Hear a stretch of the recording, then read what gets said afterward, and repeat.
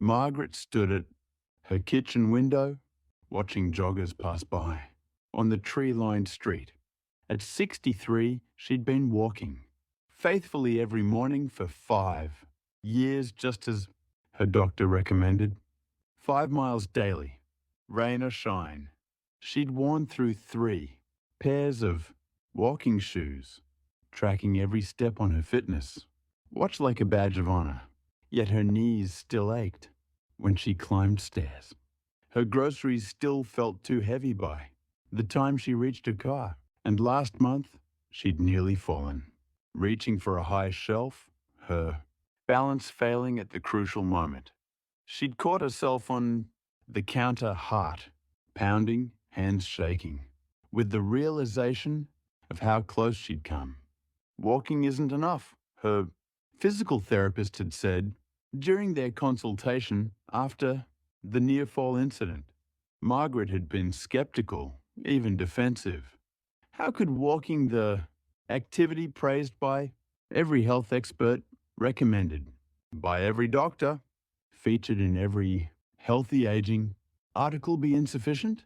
She dedicated 5 years to this routine, 5 years of early mornings and sore feet and proud step counts. But then her therapist showed her the research.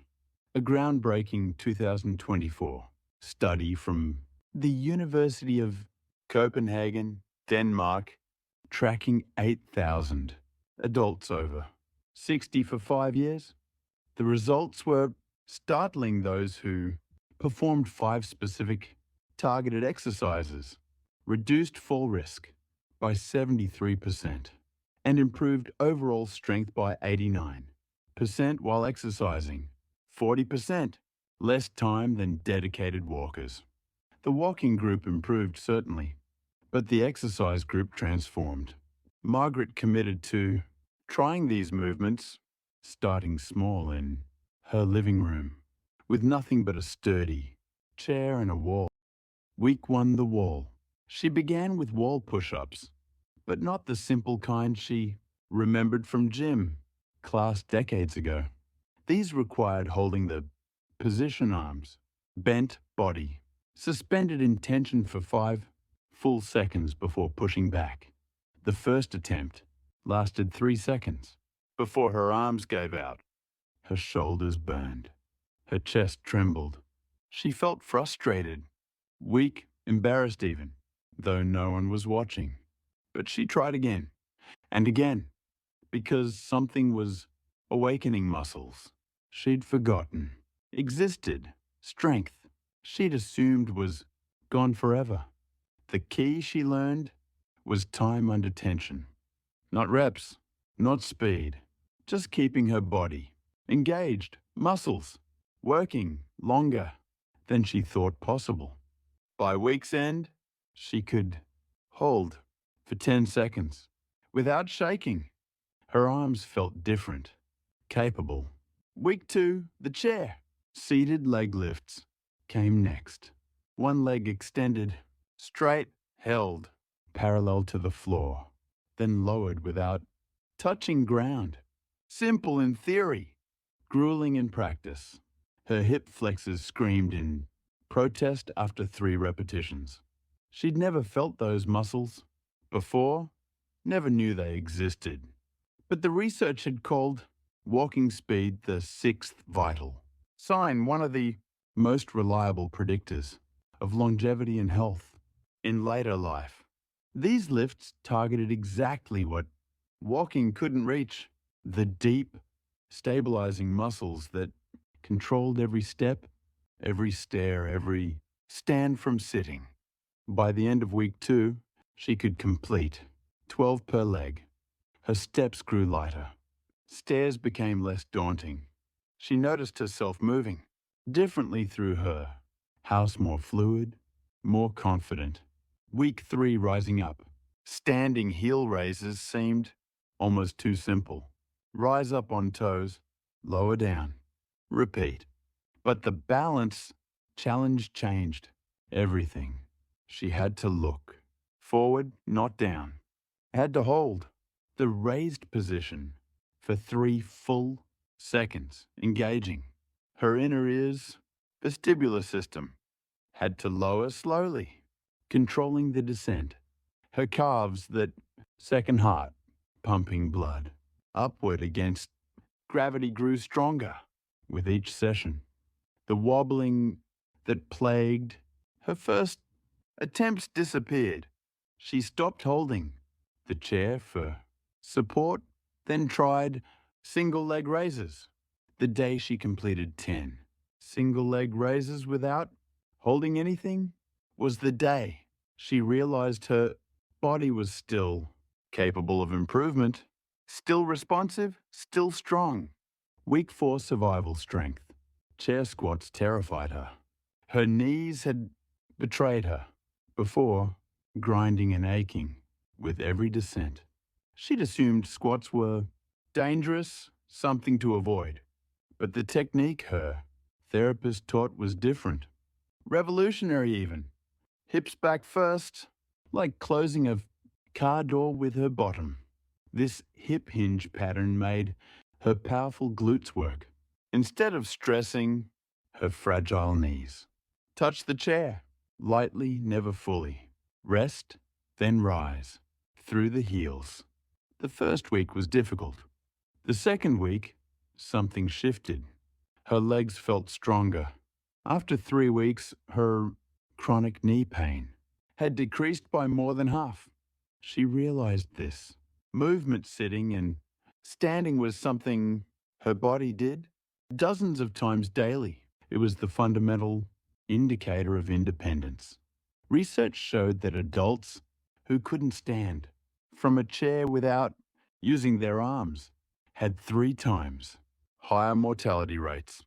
This wasn't just an exercise, it was survival training. Week 6, the transformation. The bird dog hold became her meditation, her daily ritual, her secret weapon against aging. Right arm forward, left leg back, holding steady while her brain's hemispheres fired across diagonal patterns. The position required total body, engagement core stabilizing, back strengthening, balance activating, mind focusing. 5 seconds became 10, then 15. She added tiny pulses 1 inch up and down while holding the position. Then, following her therapist's guidance, she tried it with eyes closed. That's when something extraordinary happened. Without visual input, her body's proprioceptive system, its sense of position in space, exploded into awareness. Every tiny muscle adjustment became conscious. Her core ignited with effort. She could feel her body learning, adapting, strengthening in real time. Research showed this single exercise could strengthen core, enhance balance, sharpen cognitive function, reduce back pain, and even increase bone density. Harvard researchers found it increased lifespan markers by 42%.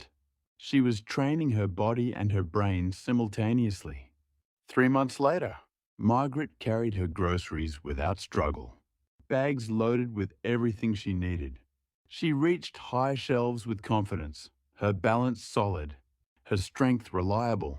She stood from chairs without using her arms, that crucial test of independence, now effortless. Her daughter visited on a Sunday afternoon, stopping mid-conversation to stare. "Mom, you look different." "Different how?" Margaret asked. "Not younger exactly, just stronger, more present, more capable. Like you've grown into yourself instead of shrinking away." Margaret smiled. "I thought walking was the answer," she confessed over tea. "But walking maintains. These exercises transform." She'd discovered the truth hidden in plain sight after 60. The body needs diverse challenges: power, balance, coordination, cognitive engagement, not just accumulated steps. 25 minutes 3 times weekly. 75 minutes total, producing better health markers than 3 hours of walking. The real victory. Margaret's greatest triumph wasn't physical, though her body had undeniably changed. It was psychological. It was philosophical. For years, she'd accepted decline as inevitable. Walking was her defense against aging, her desperate attempt to slow the unstoppable tide. Every morning, she'd laced up her shoes with grim determination, as if enough steps could somehow hold back time. Now she understood her body could still adapt, still strengthen, still improve. Even at 63, even after years of believing her best days were behind her, even after accepting that aging meant only loss, only diminishment, only the long goodbye to capability, she'd stopped fighting against aging and started training for it, building the exact capabilities she'd need for 30 more years of independent, vibrant life. Building strength for carrying grandchildren, balance for hiking trails, core stability for gardening, bone density for protecting against falls. The walking remained, but now it was supplementary, not central. A pleasant stroll with friends, not a desperate battle strategy. Movement for joy, not survival. Because Margaret had learned the difference between motion and strength, between activity and transformation, between hoping to slow, decline, and actively reversing it. She'd learned that the war on aging isn't won by steps alone. It's won by choosing the right weapons and having the courage to use them.